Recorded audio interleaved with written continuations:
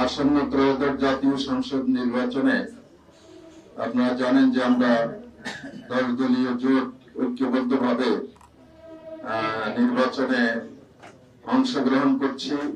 ইতিমধ্যে 10 দলীয় জোটের আগামী জাতীয় সংসদ নির্বাচনে যারা প্রতিদ্বন্দ্বিতা করবেন তাদের নাম চূড়ান্ত হয়ে গিয়েছে এবং সারা দেশে আমাদের কেন্দ্রীয় নেতৃবৃন্দ সহ সকলেই নিজ নিজ আসনে যারা প্রার্থী হয়েছেন তারা কর্মব্যস্ত সময় কাটাচ্ছেন।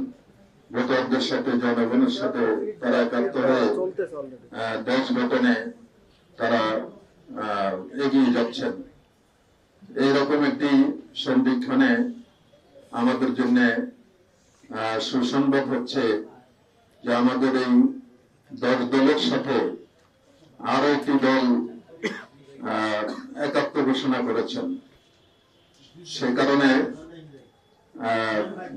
আমরা আল্লাহ তাআলার শুকরিয়া আদায় করছি। আর সেই দলটি হচ্ছে বাংলাদেশ লেবার পার্টি।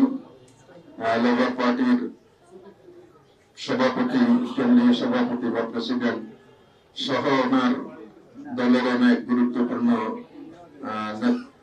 স্থানীয় ভাইরাও আজকে এখানে এসেছেন, বোনেরাও এসেছেন। এই সুন্দর মিলন মেলায় তারা সকলে অংশগ্রহণ করেছেন।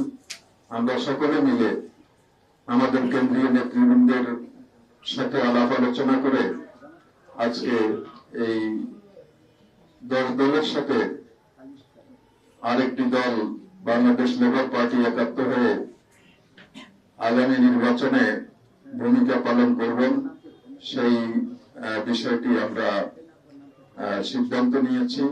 আমরা সকল দলকে নিয়ে, সকল দেশপ্রেমিক চিন্তাশীল লোকদেরকে নিয়ে আমরা আগামীতে একটি সরকার কায়েম করতে চাই। সেই ক্ষেত্রে আমাদের লেবার পার্টির এখানে একাত্ম ঘোষণা করা এটা একটা বিরাট অগ্রগতি। এই ধরনের আরো যত দেশপ্রেমিক আধিপত্যবাদ বিরোধী শক্তি আছে, দল আছে, ব্যক্তি আছে, আমরা সকলকে সাথে নিয়েই ইনশাল্লাহ এগোতে চাই। তো আজকে লেবার পার্টির যোগদানের মধ্য দিয়ে মূলত এখন থেকে আমাদের এই জোটটি 11 দলীয় জোটে পরিণত হলো।